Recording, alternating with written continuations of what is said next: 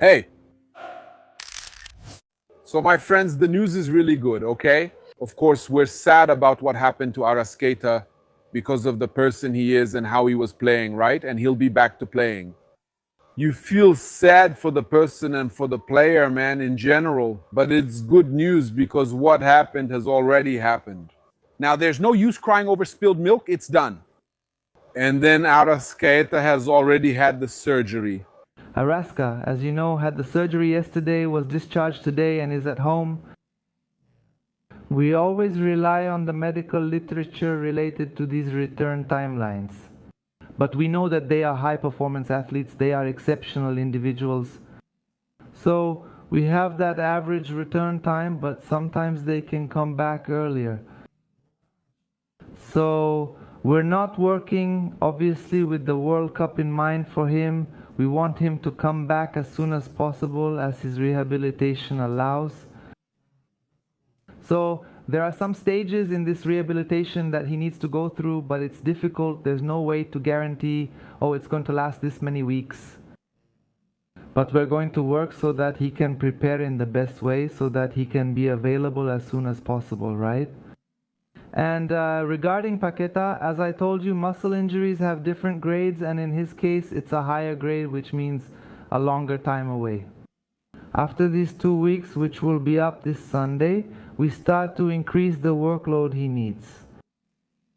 And from there, progress becomes very dynamic, so it's day by day. After the 2 weeks, which will happen now on Sunday, we'll see how he reacts in the next week so we can get him back with the group. Because before that, we have a term we use, which is RTP, right? Which means readiness to play. But before that, he needs to be ready to train. So in this second stage, we always, in a cautious way, integrate him into the group. And once he completes these phases, then he would actually be available to play. But it's still at an earlier stage, right? It's hard for us first to compare athletes because, to answer your first question, there are several types of fractures, right? And there's an issue within sports medicine that we call biological individuality. So in some cases, if we have the same injury, I might come back in 2 weeks and you might come back in 4. So there are already these two variables that change the context of rehabilitation: individuality and the type of fracture. In the case of high-performance athletes, whenever possible, in these cases, surgery is recommended because it gives them back the stability of the joint. And then naturally, without pain, he can start working on movements, range of motion and strength earlier, and that way we can save some time in this process.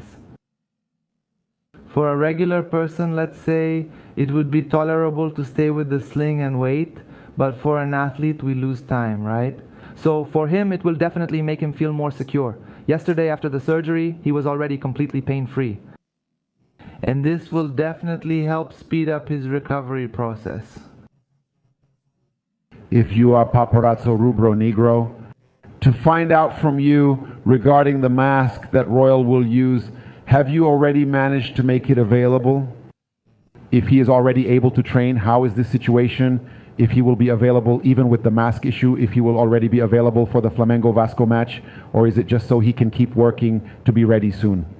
And I'll take the opportunity to ask you about De La Cruz as well, since we hear a lot about him, but we haven't seen anyone officially talk about the year that De La Cruz is starting to have, which seems like it's going to be a much better season, where he will have a lot more appearances, even playing in games he didn't usually play in.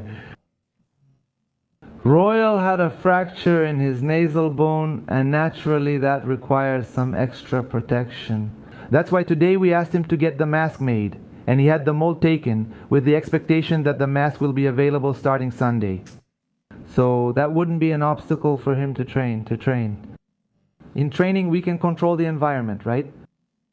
So the idea is that he'll be available to the coach with the use of the mask. And what was the other question you asked? Royal, he made the mold for the mask, right? Nico is responding well, right? The stimuli he's been having, there's a term we use, a very high availability index. He's been able to maintain a proper training sequence just like the rest of the squad. And then naturally that means he's in condition to be named in the squad for the matches. So he's been progressing well this year. Yes, we've been able to make him more available for training, right? And then naturally if he trains more, he gets in better shape for the games. He's been responding well after the games, and because of that he stays in that rhythm of training and games with the group. Mas sintético ele não pode jogar. Por exemplo, contra o Galo por fora, tem jogo com o Atlético Paranaense vindo aí. Sintético. Artificial turf ends up putting a very high demand on him. And in his condition, there's always a risk of making the inflammation in his knee flare up. So in these specific cases, we choose to rest him because there would be a greater risk of losing him for more games, right? That's why we don't bring him for games on synthetic fields. During the broadcast of the match between Estudiantes and Flamengo for the Copa Libertadores, the refereeing analyst, whom I've criticized a lot here, PC de Oliveira, pointed out that 2 players from the Argentine team should have been sent off. On this one, I have to agree, and it's important, right, PC Oliveira, that at least once in your life you say something in favor of Flamengo, right? You've had to say something positive about Flamengo at least once, right, PC Oliveira? So it shows how blatant the whole thing was. The operation was so obvious. The way the referee let those guys play. It seemed like the players knew, like, go ahead and foul. No one's getting sent off. It was so blatant that even PC Oliveira said it was. So he talked about midfielder Farias, who made a scissor tackle on Emerson Royal, and defender Tomas Palacios, who was left behind by Danilo. I love you, Danilo. Danilo, look into my eyes. I love you. You are the greatest idol. Those who criticize you don't know you. What a personality. What character. You changed this team, Danilo. It was you in that statement, in that interview. You were one of the people responsible for helping Jardim change this team. You're amazing, my brother. The player went to shake your hand and you left him hanging, Danilo. I loved it, man. I loved it. Merecido. You're not the kind of guy who shakes hands just to pretend everything's fine. You actually turn away and say, I don't want to talk to you. You're a model human being. Is that right? So the commentator Gustavo Villani gave his opinion. Look, Paulo Cesar Oliveira, our refereeing consultant, believes that the play was worthy of a red card. A sliding tackle on Emerson Royal in midfield. He says serious foul play. Serious. That's what PC reports. In his opinion, the Estudiantes player put his opponent at risk, and it was a red card offense. There was no doubt about it, right, man? There was no doubt. You can see that even people who rarely speak in favor of Flamengo are speaking up. And he talked about the other play too. There were 2 red cards.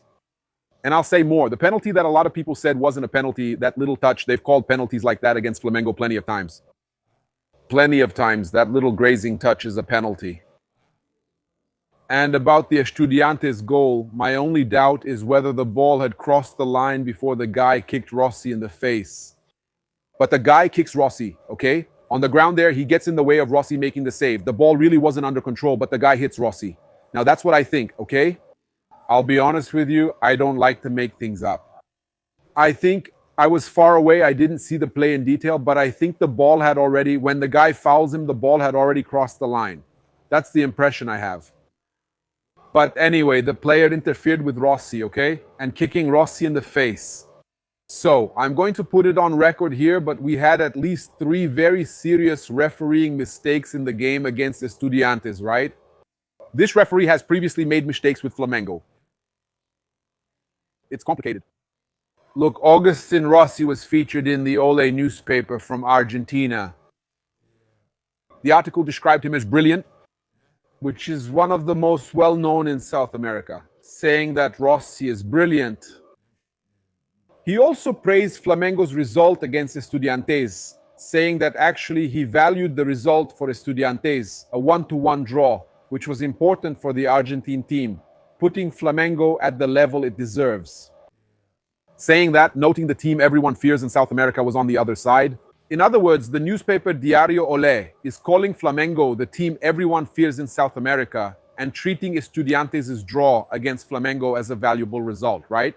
So, to wrap things up here, I'm going to talk about this situation with Pedro, that Antelote is going to watch the Flamengo versus Vasco match.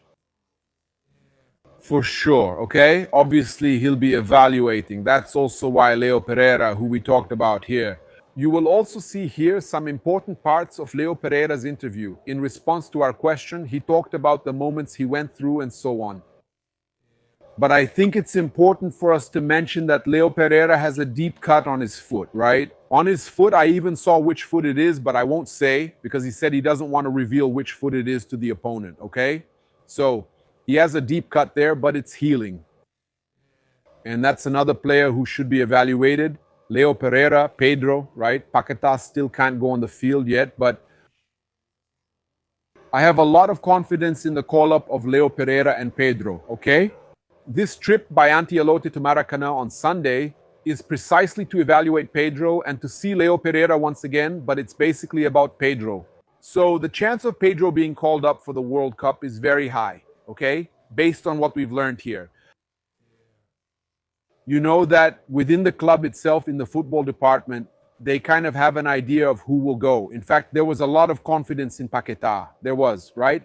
Before the injury, but they still believe in Lucas Paquetá's call-up, okay? Today, Pedro is already seen as having a great chance of being called up for the World Cup. And I think that in the pool of players available for the Brazilian national team, we don't have any player with Pedro's characteristics. None, okay? It's Pedro, and you have other players with different characteristics, but when it comes to Pedro's characteristics, you don't have many options. Actually, I'm going to call my friend here, Emerson, who's passing by. At Ninho do Urubu, this happens. Go on, say something, my brother. All good? All good? So, I'm going to ask my brother Emerson a question. Emerson, I was talking here.